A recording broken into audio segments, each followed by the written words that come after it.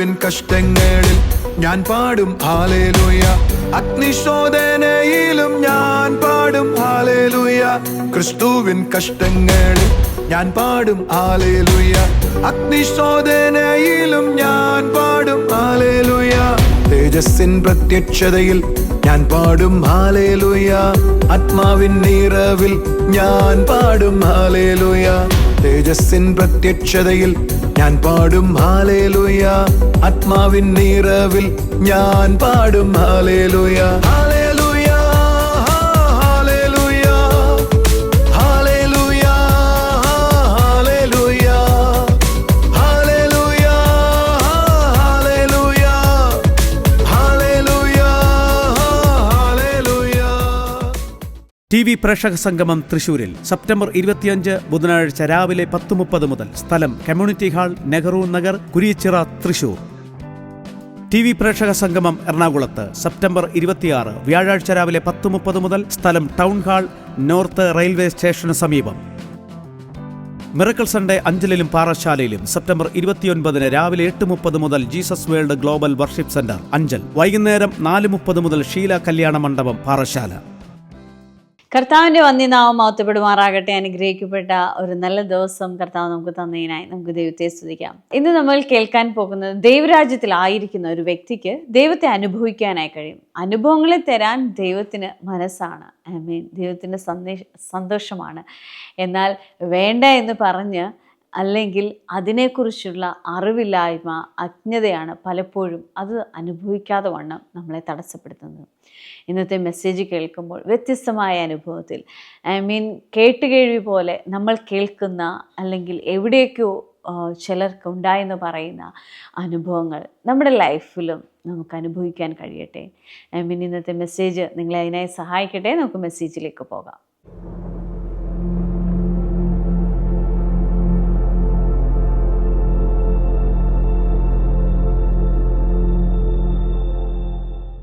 ഒരു മനുഷ്യൻ ദൈവത്താൽ തെരഞ്ഞെടുക്കപ്പെട്ടു എന്നത് തെളിയുന്നത് വചനം പ്രസംഗിക്കുന്നതുകൊണ്ടല്ല. നിങ്ങളുടെ ശ്വാസം ഇറങ്ങി പോകുന്നു ഇല്ലയോ എന്ന് എനിക്ക് നിർബന്ധമൊന്നുമില്ല. ഒരു മനുഷ്യൻ ദൈവത്താൽ തെരഞ്ഞെടുക്കപ്പെട്ടു എന്നത് അവൻ പ്രസംഗിക്കുന്ന വചനത്തോണ്ടല്ല തെളിയപ്പെടുന്നത്, അവനിൽ വെളിപ്പെടുന്ന ദൈവത്തെ കൊണ്ടാണ് തെളിയപ്പെടുന്നത്.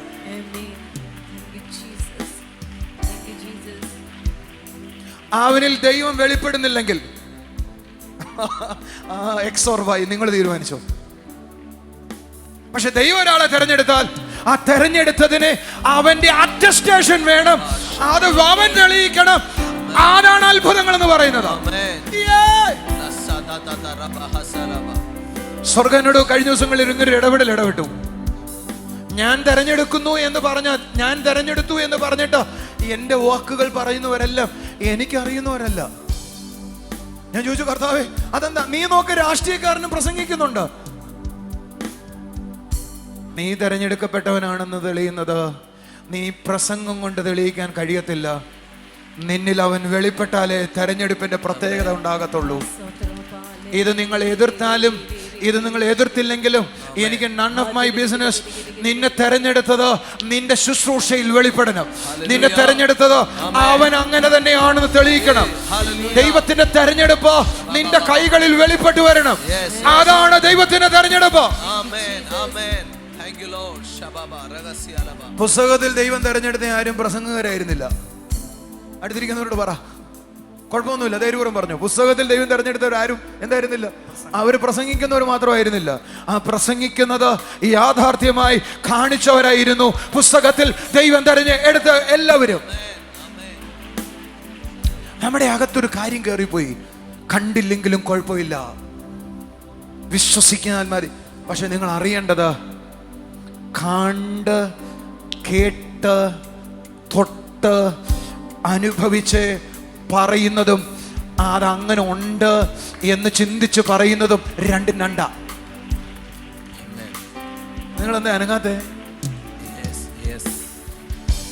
നിങ്ങളെന്താ അനങ്ങാത്തെ? ഒരു നല്ല ഹല്ലേലൂയ പറഞ്ഞേ. എൻ്റെ ജോഹമോനെ അമേരിക്ക പോകുമ്പോൾ പറഞ്ഞു, അപ്പ തണുപ്പൊന്നും എനിക്ക് പ്രശ്നമല്ലെന്ന്. ആദ്യത്തെ 2 ദിവസമൊക്കെ അവൻ അങ്ങനെ പറഞ്ഞു. 3-4 ദിവസം കഴിഞ്ഞ് പറഞ്ഞു, അപ്പ സഹിക്കാൻ വയ്യപ്പ. 19 ഡിഗ്രി 20 ഡിഗ്രി 30 ഡിഗ്രി ഒക്കെ മൈനസ് അനുഭവിക്കാൻ കഴിയും. ഞാൻ പറഞ്ഞു, മോനെ, ഞാൻ സൗത്ത് ആഫ്രിക്കയിൽ പോയ സമയത്ത് അവിടെ കേപ്പ് ടൗണിലും ജോഹനസ്ബർഗിലും -5 ആയിരുന്നു. എടാ, പുറത്ത് ബാത്റൂമിൽ പോകാൻ തോന്നത്തില്ല. അവിടുത്തെ തണുപ്പിന്റെ സ്ഥിതി എനിക്ക് ഓ, അതൊന്നും വലിയ കാര്യമില്ല. അനുഭവിച്ചപ്പോ മനസ്സിലായിട്ട് പറഞ്ഞു, അപ്പാ പറ്റുന്നില്ലപ്പാ. ഇവിടത്തെ നിങ്ങൾ ഫ്രീസറിൽ കൊണ്ട് കൈവച്ചാലോ ആ തണുപ്പ് അറിയത്തില്ല. അത് -20 ഫ്രീസറിൽ കൊണ്ട് കുറച്ചു നേരം കൈവച്ചാലും നിങ്ങളൊന്ന് ചിന്തിച്ചു നോക്കിയേ. ഫ്രീസറിൽ കയറി നിങ്ങൾ ഇരിക്കുക എന്ന് പറഞ്ഞ് ചിന്തിച്ചാലും ചിന്തിച്ചു നോക്കി. നിങ്ങളുടെ ഫ്രീസർ മാക്സിമം പോയ ഒരു -8 -4 ഒക്കെ കാണത്തുള്ളൂ. അതിലേക്ക് അതിനപ്പുറത്തോട്ട് നമ്മൾ ഫ്രീസർ തണുപ്പിടത്തില്ല. ഇത് -20. അനുഭവിച്ചവനെ എൻ്റെ ബുദ്ധിമുട്ട് മനസ്സിലാവും. ജോഹ അനുഭവിച്ചപ്പോഴല്ലേ എൻ്റെ ബുദ്ധിമുട്ട് മനസ്സിലായ. ഡൺ. അനുഭവിച്ചവനെ നിങ്ങൾക്കിനി എത്ര തണുപ്പാന്ന് പറഞ്ഞാലും ഇവിടുന്ന് ജോഹ പോകുമ്പോൾ പറഞ്ഞ വാചകം തന്നെ പറയും, അതൊന്നും വലിയ കുഴപ്പമില്ല. അനുഭവിക്കുമ്പോഴേ വിവരം അറിയത്തുള്ളൂ. അടുത്തിരിക്കുന്ന 4-5 പേരുടെ കൈ കൊടുക്കണം. എന്നിട്ട് പറയണം, വിശ്വസിച്ചാ മതി, കണ്ടില്ലെങ്കിലും അനുഭവമെങ്കിലും ഇല്ലെങ്കിൽ കുഴപ്പമില്ല എന്ന് പറയുന്ന ബോഷത്തരത്തിൽ നിന്ന് നമുക്ക് പുറത്തു വരാം. പറ, വിശ്വസിച്ചാ മതി, കണ്ടാലും കുഴപ്പമില്ല, കണ്ടില്ലെങ്കിലും കുഴപ്പമില്ല, അനുഭവങ്ങൾ ഇല്ലെങ്കിലും കുഴപ്പമില്ല എന്ന് പറയുന്ന ബോഷത്തരത്തിൽ നിന്നും മണ്ടത്തരത്തിൽ നിന്നും പുറത്തു വരാം. കാരണം അനുഭവങ്ങൾ തരാൻ ദൈവം റെഡിയാണ്. വേണ്ട എന്ന് പറഞ്ഞ് ബ്ലോക്ക് ചെയ്യണ്ട. ആരെങ്കിലും എന്റെ ഒപ്പം ഉണ്ടെങ്കിൽ കൈ അടിച്ചു ആമേൻ പറ. ദൈവരാജ്യം കാണാനുള്ളതാണ്, ദൈവരാജ്യം അനുഭവിക്കാനുള്ളതാണ്. ഞാൻ ഈ പകൽ ചിലരോടൊരു ദൂത് പറയാം.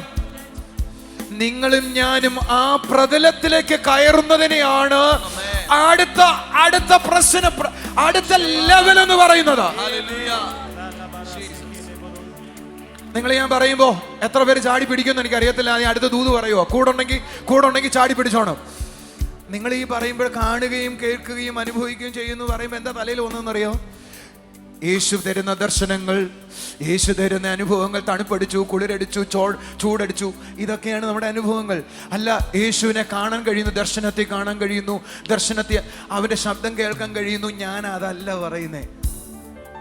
ഞാൻ പറയുന്നത് യോഹന്നാന്റെ അടുക്കൽ മരിച്ചിട്ട് ഉയർത്തവനായി ചെന്ന യേശുവിനെ നിങ്ങളുടെ അകത്തും നിങ്ങളുടെ വീട്ടിന്റെ മുറിക്കകത്തും ഇപ്പോഴും ഈ ഹോളിനകത്തും അങ്ങനെ തന്നെ മാനിഫെസ്റ്റ് ചെയ്യുവാൻ ഇപ്പോഴും കഴിയും. He can now. ഇപ്പോഴും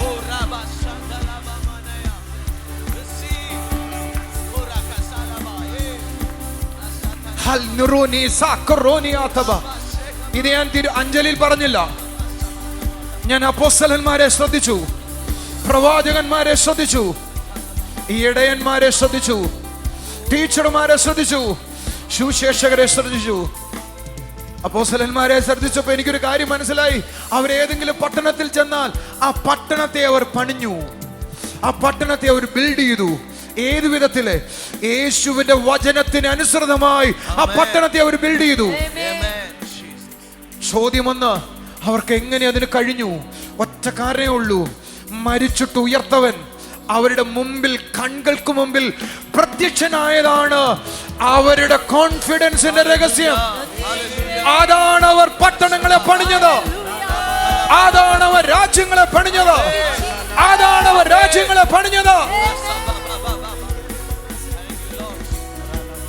രാജ്യങ്ങളെ പണിഞ്ഞ ഒരു ശുശ്രൂഷ ഞാൻ എവിടെങ്കിലും ഇപ്പോൾ കണ്ടിട്ടുണ്ടെങ്കിൽ, can I repeat it? രാജ്യങ്ങളെ പണിഞ്ഞ, ദേശങ്ങളെ പണിഞ്ഞ ഒരു ശുശ്രൂഷ ഞാൻ എവിടെങ്കിലും കണ്ടിട്ടുണ്ടെങ്കിൽ അയാൾക്ക് യേശു കർത്താവ് എന്ന് പറയുന്നത് ഒരു അനുഭവമായിരുന്നില്ല. യേശു കർത്താവ് എന്ന് പറയുന്നത് ഒരു തോന്നലായിരുന്നില്ല, അവർ കാണാതെ വിശ്വസിച്ചതായിരുന്നില്ല. പകരം അവരുടെ മുമ്പിൽ വെളിപ്പെട്ട യാഥാർത്ഥ്യമായിരുന്നു. അടുത്തിരിക്കുന്നവരോട് പറ, അവർക്ക് മനസ്സ് കാണാതെ അവർ വിശ്വസിച്ചു എന്ന് പറയുന്ന ആത്മാനുഭവത്തിലല്ല അവര്. അതൊന്നും തെറ്റാന്നല്ല പറയുന്നത് കേട്ടോ. കാണാതെ വിശ്വസിച്ചവർ ഭാഗ്യവാന്മാർ. നിങ്ങൾ അങ്ങനെയാണല്ലോ ഇവിടെ എത്തിയത്. പക്ഷെ ഞാൻ നിങ്ങളോട് പറയാം, ആ അപ്പോസ്തലന്മാർ, ആ പ്രവാചകന്മാർ അവരാരും കാണാതെ മാത്രം വിശ്വസിച്ചവരല്ല. അവരക്ഷരീകമായി ദൈവിക സന്ദർശനം അനുഭവിച്ചത്. ആ സന്ദർശനമാണ് അവരെ രാജ്യങ്ങളെ കീഴ്മേൽ മറിക്കാൻ ശക്തിയോടെ പ്രയോജനപ്പെടുത്തിയത്. നമുക്കും വേണം ആ സന്ദർശനം. എനിക്ക് വേണം ആ സന്ദർശനം. എനിക്ക് വേണം ആ സന്ദർശനം. എനിക്ക് വേണം ആ അനുഭവം. എന്റെ കൂടെ ഉണ്ടെങ്കിൽ എഴുന്നേറ്റ് നിന്നിട്ട് പറ, യേശുവേ എനിക്ക് വേണം ആ അനുഭവം. എനിക്ക് അവിടേക്ക് കയറണം. എനിക്ക് ആ അനുഭവം വേണം. എനിക്ക് അവിടേക്ക് കയറണം. എനിക്ക് ആ അനുഭവം വേണം. പുസ്തകം എഴുതിയിരിക്കുക, ആ കൂട്ടായ്മയിലേക്കാ എന്നെ വിളിച്ചിട്ടുള്ളത്. അതിലേക്കാ എന്നെ വിളിച്ചിട്ടുള്ളത്. കാണാൻ, കേൾക്കാൻ, അനുഭവിക്കാൻ, തൊടാൻ വേണ്ടിയാ എന്നെ വിളിച്ചിട്ടുള്ളത്. എങ്കിൽ എനിക്കുള്ളതാ അതാ. എനിക്ക് അനുഭവിക്കാനുള്ളതാ. ഞാൻ അനുഭവിക്കേണ്ടതാ അതാ. ഞാൻ കർത്താവിനോട് ചോദിച്ചു, കർത്താവേ എന്താ ഞങ്ങൾ അനുഭവിക്കാത്തത്? സ്വർഗ്ഗം എന്നോട് പറഞ്ഞു, അങ്ങനെ അനുഭവിച്ചവർ അനുഭവിച്ചത് പറയാഞ്ഞതാണ് അവരനുഭവിക്കാൻ ഇടയാകാഞ്ഞത്. ഒരു നല്ല ഹല്ലേലൂയ പറഞ്ഞേ. യോഹന്നാൻ അനുഭവിച്ചത് പറഞ്ഞത് ഇപ്പോഴും നമ്മൾ അനുഭവിക്കാൻ ആഗ്രഹിക്കുന്നത്. ഒന്നും കൂടെ പറയാം. യോഹന്നാൻ അനുഭവിച്ചത് പറഞ്ഞത് ഞാൻ ഇപ്പോഴും അനുഭവിക്കാൻ തയ്യാറാകുന്നത്. എന്നോട് സ്വർഗം പറഞ്ഞു, ആളുകൾ ചിലതിനെ മണ്ണിട്ട് മൂടിക്കളഞ്ഞു. അതിന്റെ കാരണം, ഇന്നലെ ഞാൻ എയർപോർട്ടിൽ ഇരിക്കുമ്പോൾ 1.5 മണിക്കൂർ ഫ്ലൈറ്റ് ലേറ്റായി. ഒരു സഹോദരനോട് സംസാരിക്കുന്നതിനിടയിൽ അദ്ദേഹം പറഞ്ഞു, എന്തുകൊണ്ട് ആളുകൾ ഇങ്ങനെ ആകാത്തത്? എനിക്ക് മനസ്സിലായി, പലരും ഇങ്ങനെയുള്ള അനുഭവങ്ങളുടെ പുറകെ പോയി തെറ്റിപ്പോയവരുണ്ട്. അദ്ദേഹം എന്നോട് പറഞ്ഞു, ഒത്തിരി പേര് അങ്ങനെ തെറ്റിപ്പോയില്ലേ? ഞാനൊരു ചോദ്യം ചോദിച്ചു, തെറ്റിപ്പോയവർ, വിശ്വാസത്തിൽ വന്നിട്ടും തെറ്റിപ്പോയവർ ഒത്തിരി പേരില്ലേ? അവരുടെ കണക്കെടുത്തായിരുന്നെങ്കിൽ നമ്മളിവിടെ നിൽക്കുമായിരുന്നു. ഈ അനുഭവങ്ങളിൽ വന്നിട്ട് തെറ്റിപ്പോയവരില്ലേ? തെറ്റിപ്പോയവരുണ്ടാകാം. അവരെക്കാൾ തെറ്റിപ്പോകാത്ത എത്രയോ ലക്ഷങ്ങൾ കിടക്കുക. അടുത്തിരിക്കുന്നവരുടെ കൈ കൊടുത്തിട്ട് പറ, തെറ്റിപ്പോകുന്നവരുടെ ലിസ്റ്റ് നിർത്ത്. യോഹന്നാനെ പോലെ തെറ്റിപ്പോകാത്ത ചിലരെ നോക്ക്.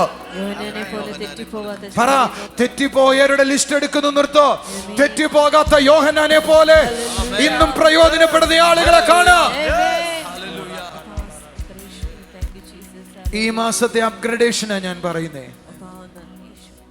നിങ്ങൾക്ക് ഇത് മനസ്സിലായെങ്കിൽ ഇന്ന് രാത്രി മുതൽ ഉറങ്ങരുത്. ഞാൻ നിങ്ങൾ പറയുന്നതിന്റെ അർത്ഥം നിങ്ങൾ എങ്ങനെ ഗ്രഹിക്കുന്നു എന്ന് എനിക്കറിയത്തില്ല. ഈ രാത്രി മുതൽ പറയണേ, എനിക്ക് അവിടെ എത്തണം. I need A visitation. എനിക്ക് ദർശനങ്ങളുണ്ട്. എനിക്ക് ദൈവശബ്ദം കേൾക്കാൻ കഴിയുന്നുണ്ട്. പക്ഷെ എനിക്ക് അവിടെ നിൽക്കണ്ട. എനിക്ക് അടുത്തൊരു തലത്തിലേക്ക് വരണം. എന്നാൽ ഈ അനുഭവം ഉണ്ടായിരുന്ന ശിഷ്യന്മാരോടൊക്കെ ചോദിക്കാം നമുക്ക്, നിങ്ങൾക്ക് യേശു കർത്താവ് ഉയർത്തെഴുന്നേൽക്കുമെന്ന് വിശ്വാസം ഉണ്ടായിരുന്നോ? മർക്കോസ് 16 അതിന്റെ 9 മുതൽ 11 വരെയുള്ള വാക്യങ്ങൾ.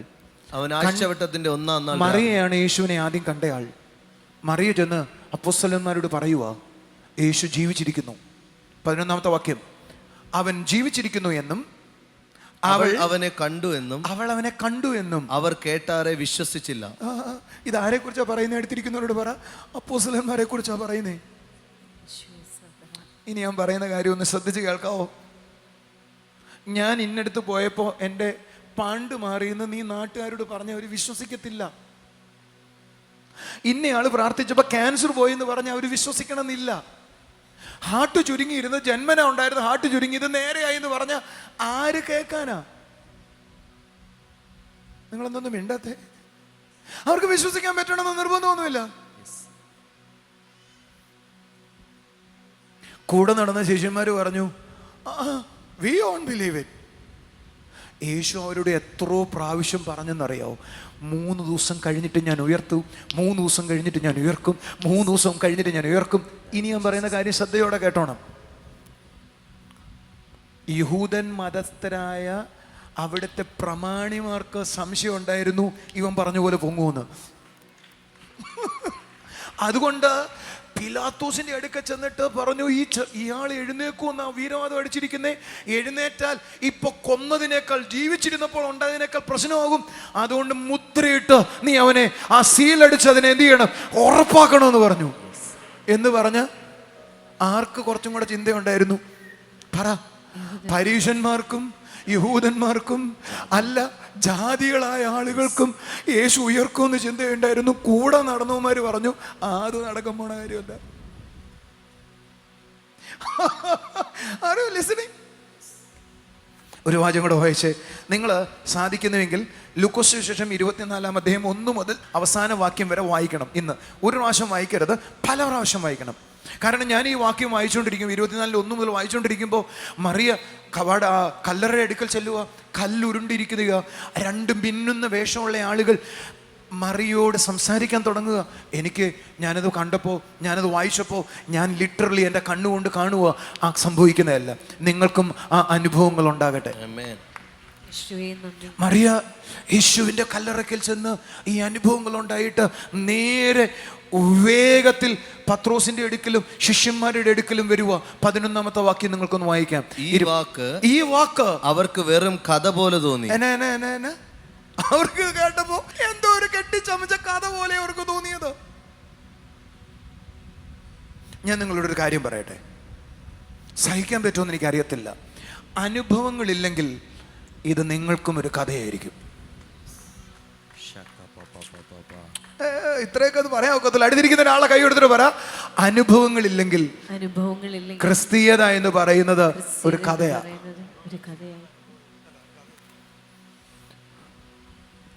ഒരു പുരുഷനെ കൂടാതെ ഒരു സ്ത്രീ പ്രസവിക്കുന്നു,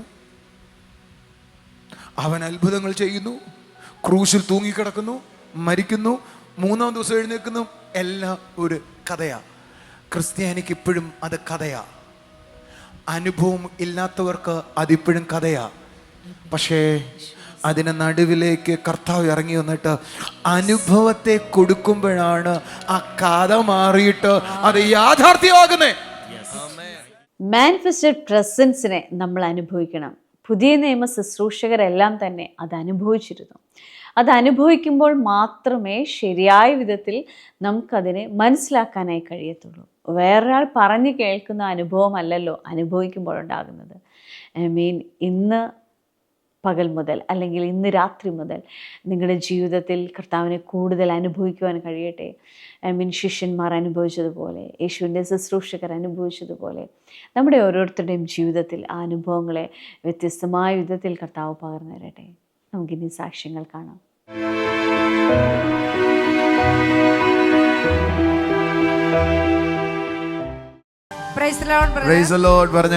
ഈ സിസ്റ്റർ ഒരു കൂട്ടം സൗഖ്യമായിട്ടാണ് ബ്രദറിന്റെ മുമ്പിൽ സാക്ഷ്യപ്പെടുത്താനായിട്ട് നിൽക്കുന്നത്. ഒരു കൂട്ടം സാക്ഷ്യം പറയാനുണ്ട്, സന്തോഷമുള്ള കാര്യം കേൾക്കാൻ. ഈ സിസ്റ്ററുടെ പേര് ദേവയാനി.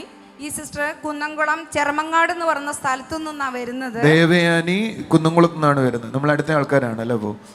പറഞ്ഞേട്ടെ. ഈ സിസ്റ്റർ കഴിഞ്ഞ നവംബർ മാസത്തില് ബ്രദറിന്റെ മീറ്റിംഗിൽ പങ്കെടുത്തപ്പോൾ ബ്രദർ ഈ സിസ്റ്ററോട് അങ്ങോട്ട് പറഞ്ഞു, സിസ്റ്ററുടെ വയറ്റില് അസിഡിറ്റിയും ലിവറിൽ ഫാറ്റും ഉണ്ടെന്ന് പറഞ്ഞു.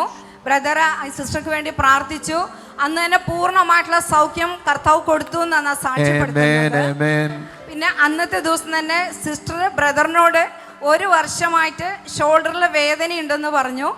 ബ്രദർ പ്രാർത്ഥിച്ചപ്പോൾ അന്ന് പൂർണ്ണമായിട്ടുള്ള ആ ഷോൾഡർ വേദന മാറി എന്ന് കൈയടിച്ച് കർത്താവിനെ സ്തുതിക്കാൻ നമുക്ക്. 3-ാമതായിട്ടുള്ള ഒരു സാക്ഷ്യം, സിസ്റ്ററുടെ വലതു ഭാഗത്ത് ആ കഴുത്തില് 2 മുഴയുണ്ടായിരുന്നു. കഴുത്തില് 2 മുഴയുണ്ട്. 2 മുഴ വലതു ഭാഗത്ത്. അപ്പോൾ ഒരു ഡോക്ടറെ കാണിച്ചപ്പോൾ ഡോക്ടർ പറഞ്ഞു ഓപ്പറേഷൻ ചെയ്യണമെന്ന് പറഞ്ഞു. സിസ്റ്റർ ഓപ്പറേഷൻ ചെയ്തു. പക്ഷെ ഡോക്ടർ ഓപ്പറേഷൻ ചെയ്തിട്ട് അത് റിസൾട്ടിനായിട്ട് ബയോപ്സിക്ക് അയച്ചിരുന്നു. സിസ്റ്റർ വിശ്വാസത്തോടെ ജീസസ് ടൈമിൽ വിളിച്ച് പ്രാർത്ഥിച്ചു. ആ ടെസ്റ്റ് നോർമൽ ആകണമെന്ന് പ്രാർത്ഥിച്ചു. ടെസ്റ്റ് റിസൾട്ട് വന്നപ്പോൾ അത് നോർമലായി എന്ന് പറയുന്നു. അനർത്ഥം കൂടാതെ കരുതുന്നു ദൈവമാണ്. ഒന്ന് കൈയടിച്ച് കർത്താവിന് നന്ദി പറയാം. അതുപോലെ ഒരു സാക്ഷ്യം കൂടെ, ഒരു കൂട്ടം കാര്യം പറയാനുണ്ടല്ലേ, പറഞ്ഞു പോരട്ടെ. ഇനി സിസ്റ്ററുടെ മോള് ദയ എന്ന് പറഞ്ഞ മോൾക്ക് പനി വിട്ടുമാറാതെയുള്ള പനി ഉണ്ടായിരുന്നു. ടെസ്റ്റ് ചെയ്തപ്പോൾ ഡെങ്കിപ്പനിയും എലിപ്പനിയും ഒരുമിച്ച് വന്നിരുന്നു. അങ്ങനെ ഈ സിസ്റ്റർ വിശ്വാസത്തോടെ ഡെങ്കിപ്പനിയും എലിപ്പനിയും കൂടെ ഒരുമിച്ച് വന്നിരുന്നു. ആദ്യമായിട്ട് കേൾക്കുവാണല്ലോ. സിസ്റ്റർ വിശ്വാസത്തോടെ ജീസസ് ടൈമിൽ അങ്ങനെ വിളിച്ച് വരുമോ? പ്രാർത്ഥിച്ചു. ഡെങ്കിപ്പനിയും എലിപ്പനിയും കൂടെ ഒരുമിച്ച് വരുമോ? ഷോ എൻ്റെ യേശു, ഡോക്ടറോട് എന്നെ ചോദിച്ചാൽ ചോദിച്ചാൽ അത് ഭയങ്കര കാര്യമാണ്. വിശ്വാസത്തോടെ ജീസസ് ടൈമിൽ വിളിച്ച് പ്രാർത്ഥിച്ചു.